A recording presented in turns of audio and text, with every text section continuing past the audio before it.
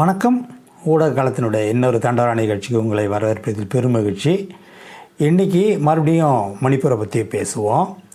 இதுக்கு முன்னாடி ஒரு வீடியோ நம்ம மணிப்பூரை பற்றி போட்டிருந்தோம். அதில் அடிப்படை தகவல்கள் தான், இந்த பிரச்சனைக்கான காரணம் என்ன, எதனால் இது ஏற்பட்டு இது இவ்வளோ பூதாகரமாக வெடிச்சிருக்குங்கிறத பற்றி தான் பேசியிருந்தோம். இன்றைக்கி நம்ம என்ன பேச போகிறோன்னா, எதுக்கு இந்த மணிப்பூர் பிரச்சனையில் மோடி பயம் கொண்டு ஓடி ஒளிகிறார் அப்படிங்கிறத பற்றி தான் பார்க்க போகிறோம். இதை பார்க்குறதுக்கு முன்னாடி இப்போ மணிப்பூரில் நடக்கிற ஒரு விஷயத்துக்கும் குஜராத்தில் 2002 நடந்ததுக்கும் உள்ள சிமிலாரிட்டிஸை பார்ப்போம். 2002 குஜராத்தில் நடந்த இனக்கலவரத்தில் இந்துக்களுக்கு எதிராக முஸ்லீம்கள் முன்வைக்கப்பட்டார்கள். அதே இப்போ மணிப்பூரில் பார்த்திங்கன்னா இந்துக்களுக்கு எதிராக கிறிஸ்தவர்கள் முன்வைக்கப்படுறாங்க. இது முதல் சிமிலாரிட்டின்னு பார்க்குறோம். அதாவது ஒரு பெரிய கம்யூனிட்டிக்கு எதிராக இன்னொரு சின்ன கம்யூனிட்டி, வீக்கான ஒரு கம்யூனிட்டியை முன்னிறுத்தி போலரைஸ் பண்ணி ஒரு நரேட்டிவை செட் பண்ணுறதுக்கு தான் இதுக்கு பேர். இது முதல் சிமிலாரிட்டி. ரெண்டாவது சிமிலாரிட்டி பார்த்திங்கன்னா ஸ்டேட் ஸ்பான்சர்ட் டெரரிசம். அங்கே அரசாங்கமே, குஜராத் அரசாங்கமே இந்த பயங்கரவாதத்தை நடத்தி முஸ்லீம்களை இன ஒழிப்பு செய்கிறது, எத்னிக் கிளென்சிங்னு பேர். அதே வேலையை இன்றைக்கி இந்த பைரன் சிங் மணிப்பூரில் இந்த குக்கீஸ் மக்களை இன அழிப்பு செய்கிற வேலையை மெய்த்தீஸுக்கு ஆதரவாக செஞ்சுக்கிட்டுருக்காருங்கிறது நமக்கு தெளிவாக புரியுது. இன்னொரு மிக முக்கியமான சிமிலாரிட்டி என்ன பார்த்திங்கன்னா, 2 நிகழ்வுகள்லையும், அதாவது குஜராத்லேயும் சரி மணிப்பூர்லேயும் சரி, அந்த அரச அதிகார வர்க்கம் இருக்குது பாருங்கள், போலீஸ்லேருந்து ஆரம்பித்து வருவாய்த்துறை எல்லாமே இந்த அரச பயங்கரவாதத்துக்கு துணை நின்று மக்களுக்கு எதிராக போர் புரிந்தன அப்படிங்கிறது மிக வெட்கக்கேடான ஒரு விஷயம். இதை பிஜேபி ஆர்எஸ்எஸ் கும்பல் இதை ஒரு ஃபார்முலா மாதிரி, ஒரு டெம்ப்ளேட் மாதிரியே செஞ்சுக்கிட்டு வராங்க. அதாவது ஒரு ஸ்டேட்டில் அப்ளை பண்ணாங்க, அது நல்லா ஒர்க் அவுட் ஆகி அடுத்த எலெக்ஷனில் அவங்க நல்லா ஜெயிச்சதால் அதே ஃபார்முலாவை மணிப்பூர்லேயும் நம்ம அப்ளை பண்ணலாம். கர்நாடகாவில் அப்ளை பண்ணாங்க, அது ஒர்க் அவுட் ஆகலைங்கிறது நமக்கு தெரியும். ஸோ ஆக ஒரு இடத்துல இருக்கிற ஒரு டெம்ப்ளேட்டை, ஒரு ஃபார்முலாவை திரும்ப இன்னொரு ஸ்டேட்டுக்கும் பயன்படுத்தி மக்களுக்கு எதிராக மக்களை நிறுத்தி போலரைஸ் பண்ணி அதன் மூலம் ஒரு நெரட்டிவ் செட் பண்ணி ஜெயிக்கலாமா அப்படிங்கிறது தான் இவங்களுடைய இந்த அடிப்படையான ஒரு கொடூரமான இந்த நடவடிக்கைகளுக்கு காரணமாக நம்ம பார்க்குறோம். சரி, இப்போ ஏன் இவர் பயந்து ஓடுறாரு மோடி அப்படிங்கிறத பார்த்திங்கன்னா உங்களுக்கு மிக எளிதாக புரியும். இப்போ இதே மோடிக்கு எதிராக 2002 நடவடிக்கை எடுத்திருந்தாங்கன்னு வச்சுங்க, இன்றைக்கி அவர் பிரதம மந்திரியாகவே ஆயிருக்க முடியாது. ஸோ அன்றைக்கே அவங்க நடவடிக்கை அவர் மேலே எடுக்காததால் அவருக்கு ஒரு தைரியம் வந்துடுச்சு. இந்த மாதிரி ஃபார்முலாவை நம்ம எல்லா இடத்துலையும் அப்ளை பண்ணலாம், ப்ரைம் மினிஸ்டர் ஆகி அப்படிங்கிற ஒரு தைரியம், இஸ் எம்போல்டன்ட். அதனால தான் அந்த அரகன்ஸ் அவருக்கு அதிகமாகி தான் இங்கே இந்த செயலில் நடப்படுத்துகிறாரு அப்படிங்கிறத நம்ம மிக எளிதாக புரிஞ்சிக்க முடியும். அப்புறம் பார்த்திங்கன்னா இவருடைய பயத்துக்கு இன்னொரு காரணம், இன்றைக்கி மணிப்பூரில் போய் அந்த மக்களை இவரால் ஃபேஸ் பண்ண முடியாது. அதேமாரி எதிர்கட்சிகளையும் ஃபேஸ் பண்ண முடியாது, எங்கள் பாராளுமன்றத்துலேயும் ஃபேஸ் பண்ண முடியாது, அங்கே ஸ்பாட்லேயும் போய் ஃபேஸ் பண்ண முடியாது. என்ன காரணம்னா, இவங்க ஃபேஸ் பண்ணும்போது இவங்க ராஜினாமா ஒருங்கிற குரல் தான் எதிரொலிக்கும். மக்கள்கிட்ட போய் பார்த்தாங்கன்னா இவங்களை ராஜினாமா தான் பண்ண சொல்லுவாங்க. எப்படி முதலமைச்சர் பைரன் சிங்கும் ராஜினாமா பண்ணணுமோ பொறுப்பேற்று, அதுக்கு அவருக்கு உடந்தையாக ஆதரவாக 80 நாட்களுக்கு மேலே இந்த கலவரத்தை அடக்க முடியாத, அடக்க தெரியாத, அடக்க வக்கற்ற இந்த உள்துறை அமைச்சர் அமித்ஷாவும் பிரதம மந்திரி மோடியும் ரிசைன் பண்ணணும் தானே. ஸோ இவங்களுக்கு இந்த பொறுப்பில் கூட்டு பொறுப்பு தானே இது எப்படி சீஃப் மினிஸ்டரை மட்டும் நீங்கள் தனியாக கழட்டி விட முடியும்? ஏன்னா இப்போ இது உள்துறை அமைச்சர் கீழே தான் சட்டம் ஒழுங்கு வருது. அவர் அங்கே 2 தடவை போகிறாரு, போய் கூட அவரால் 80 நாளுக்கு மேலே கலவரத்தை அடக்க முடியலன்னா அப்போ தேர் பார்ட்லி ரெஸ்பான்சிபிள் இல்லையா? ப்ரைம் மினிஸ்டரும் as a prime minister of the country, Manipur இந்த நாட்டுக்குள்ளே வர்றதால கண்டிப்பாக அவருமே இதில் பொறுப்பு தான். ஆக இப்போ இவங்க போனாங்கன்னா, ஃபேஸ் பண்ணாங்கன்னா, ரெசிக்னேஷனுடைய கூக்குரல் தான் இவங்களை ரிசைன் பண்ண தான் சொல்லுவாங்க. அது தெரிஞ்சதால் இவங்களுக்கு ரொம்ப பயமாக இருக்குது. அதனால் இவங்க ஃபேஸ் பண்ண பயப்படுறாங்க. அதை விட மிக முக்கியமான காரணம், இப்போ பைரன் சிங் வந்து அவர் ரிசைன் பண்ணார்னா அடுத்த கேள்வி என்ன வரும்னா, அவருக்கு சப்போர்ட் பண்ண நீங்களும் ரிசைன் பண்ணுங்கள் அப்படிங்கிற அந்த ரெண்டாவது துணை கேள்வியும் வருங்கிறதால இவங்களுக்கு ஒரு வகையில் இவங்க பயந்து போயிருக்கிறாங்க. ஸோ இப்போ பயந்து போய் ரிசைன் பண்ணிட்டா என்ன, இந்த கலவரத்துக்கு இவங்களும் உடந்தையாக இருந்தாங்கங்கிறத இவங்களே ஒத்துக்கிட்ட மாதிரி ஆகிடும். அதனால் அந்த பிஜேபி அந்த தப்பை மட்டும் எப்போதுமே செய்யாது. எந்த காலத்துலேயும் பிஜேபி வந்து தாங்கள் தப்பு செஞ்சங்கிறத ஒத்துக்கிட்டதே கிடையாது. காங்கிரஸ் இருக்கிற ஒரு நல்ல குணம் என்னென்னா, ஏதாவது தப்பு பண்ணாங்கன்னா அது வந்து ராஜீவ்காந்தியாக இருக்கட்டும், இல்லை மன்மோகன் சிங்காக இருக்கட்டும், இல்லை நரசிம்மராவாக இருக்கட்டும், அவங்கெல்லாம் வந்து ஒரு இடத்துல தவறு நடந்ததுன்னா உடனே ஒத்துக்குவாங்க. மெக்னானிமிட்டி அவங்களுக்கு இருந்தது.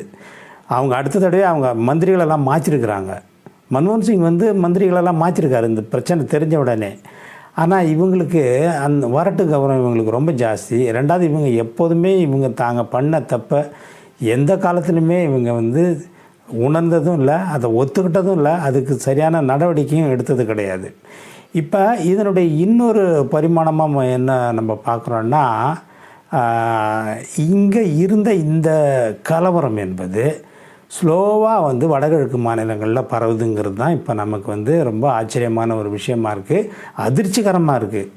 என்னென்னா, இது ஒரு மாநிலத்தோடு இருக்கும், இதோட இது சால்வ் பண்ணிடலான்னு நினைக்கும்போது பார்த்திங்கன்னா, இப்போ ஸ்லோவாக மிசோராமுக்கு, நாகாலாண்டுக்கு, திரிபுராவுக்கு எல்லாமே எங்கெங்கெல்லாம் வந்து மெய்த்தீஸோட கனெக்ஷன், எங்கெங்கெல்லாம் குக்கீஸோட கனெக்ஷன் அந்த பக்கம் எல்லாமே இருக்குது. அந்த இடங்களுக்கு எல்லாமே இது பரவுது. நிறைய பேர் சொல்கிற மாதிரி வந்து குக்கீஸுகள் வந்தேரிகள் கிடையாது.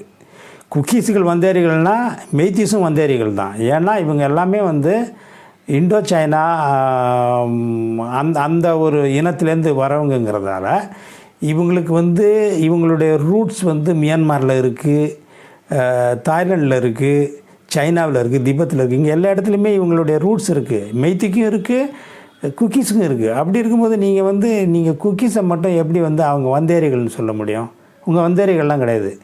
என்றைக்கு சுதந்திரம் வாங்கிச்சோ இந்தியா, என்றைக்கு இவங்க அந்த இந்தியாவோட 2 இனங்களும் இணைஞ்சாங்களோ அவங்க அன்னையிலேருந்து அவர்கள் இந்தியர்கள் தான். அதில் யாரையும் வந்தேரின்னு சொல்கிறதுக்கு எவனுக்குமே ரைட்ஸ் கிடையாது. அந்த மாதிரி யாரையும் நம்ம சொல்லவும் முடியாது. அதில் இன்னொரு விஷயம் என்னென்னா, நிறைய பேர் இப்போ ஆர்கியூ பண்ணுறது என்னென்னா, இந்த கலவரம் வந்து ரொம்ப நாளாக இருக்குதான். ஏன்னா 2 இனக்கலங்களுக்குள்ளே இருக்கிற கலவரம் ரொம்ப நாளாக இருக்கும் தான். அப்போல்லாம் வந்து இந்த ஸ்கேலில் போகலையே, இந்த அளவு வீரியமாக போகலையே. அப்போ இருந்துச்சு, சின்ன சின்ன பிரச்சனைகளுக்காக பிரச்சனைகள் இருந்தது. ஆனாலும் அவங்க அந்த ஸ்டேட்டை பிரித்து கேட்குறாங்களே ஒழிய இந்தியா விட்டு வெளியே போகணுன்னு யாரும் கேட்கலையே. அவங்க சிறு பிரச்சனைகள், கலாச்சார பிரச்சனைகள் இருக்கும்போது அதை கேட்பாங்க தான். அதுக்காக அவங்க வந்து நாட்டை விட்டு போகணும்னு நினைக்கலையே. அப்படி இருக்கும்போது யாருமே வந்தேரிகள் கிடையாதுங்கிறத நம்ம மிக தெளிவாக புரிஞ்சுக்கணும்.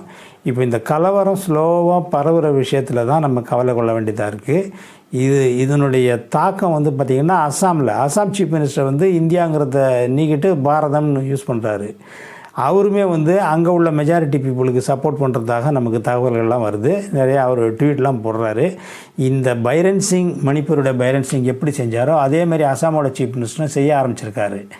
இது ஒரு வடகிழக்கு மாநிலத்துக்கும் பிரிஞ்சுதுன்னா ஒட்டுமொத்த வடகிழக்கு மாநிலங்களும் மணிப்பூர் மாதிரி உள்நாட்டு போரிலும் அனார்கி, அதாவது அரசின்மை, அந்த ஒரு சூழல் இப்போ நடந்துக்கிட்டு இருக்குது. இப்போ மணிப்பூரில் என்ன நடக்குது? 80 நாட்களுக்கு மேலாக அனார்கி, அரசின்மை, ஒரு அரசாங்கமே கிடையாது அங்கே. அதேமாரி சிவில் வார், உள்நாட்டு போர். இந்த 2 விடயங்களுமே வந்து பார்த்திங்கன்னா ஸ்லோவாக இப்போ மிசோவுக்கு நகர்ந்துருக்கு. அங்கேருந்து நாகாவுக்கு நகரும், அங்கேருந்து திரிபுராவுக்கு நகரும், அப்புறம் அசாமுக்கு நகரும். இது வந்து மிகப்பெரிய பிரச்சனையாக இருக்கும்.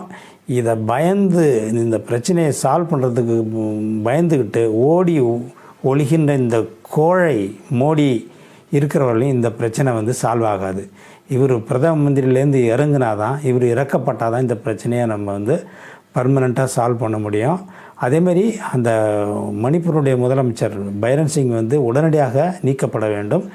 அவரால் தான் இந்த மிக முக்கியமான பிரச்சனைகள்லாம் வந்தது அவரால் தான். அவருடைய ட்விட்டர் போஸ்ட்டு, அவர் வந்து மெய்த்தியோட அவர் சேர்ந்துக்கிறது, அந்த பெருமை பேசுகிறது, இதெல்லாம் இல்லாமல் இருந்திருந்தாலே இப்போ வந்து இந்த அளவு பிரச்சனை போயிருக்காது. இப்போ கூட குக்கீஸினுடைய முக்கியமானவர்களுடைய இன்டர்வியூலாம் பார்க்கும்போது அவங்க சொல்கிறாங்க, we have lost complete trust in Biren Singh இந்த முதல்வர் மேலே எங்களுக்கு நம்பிக்கை கிடையாது, இவர் எங்களை எந்த சூழ்நிலையும் காப்பாற்ற மாட்டார், எங்களை பலி கொடுக்க தான் பார்ப்பார் அப்படின்ட்டு ஓப்பனாகவே அங்கே உள்ள எம்எல்ஏஸு, பிஜேபி சேர்ந்த எம்எல்ஏஸே இவருக்கு எதிராக பேட்டி கொடுக்கும்போது இவரால் எப்படி அந்த பிரச்சனையை சால்வ் பண்ண முடியும்?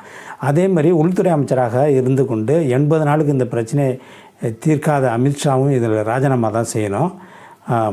அது எல்லாத்தையும் விட பிரதம மந்திரி வந்து ஒரு சாராருக்கு தான் நான் பிரதம மந்திரியாக இருப்பேன் அப்படின்னு சொல்கிறதே வந்து ஒரு அயோக்கியத்தனம். அதனால் இந்த பிரச்சனையில் ஓடி அவர் ஒளியறதுக்கான காரணம் இதுதான். மெயினாக கட்சி ரீதியாக வந்து கட்சி இப்போ பலப்பட்டு போயிருக்கு. அந்த இந்தியாங்கிற எதிர்கட்சிகளுடைய கூட்டணி அடிக்கிற அடியில் இவங்க ஸ்லோவாக கொஞ்சம் கொஞ்சமாக தங்களுடைய நிதானத்தை இழந்துக்கிட்டு வராங்க.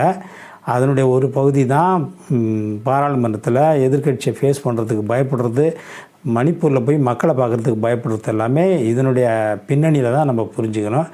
எது எங்கே இருந்தாலும் இப்போ இந்த இந்தியா கூட்டணி கொடுக்குற நெருக்கடி, குறிப்பாக இந்த நோ கான்ஃபிடன்ஸ் மோஷன் வந்த பிறகு வேறு வழி இல்லை. ஒரு எவ்வளவு வெக்கக்கேடுன்னா, ஒரு பிரதம மந்திரியை ஒரு பிரச்சனையை பற்றி பேசுகிறதுக்கு வந்து பாராளுமன்றத்துக்கு கூப்பிடுறதுக்கே வந்து முடியாமல் போகுது.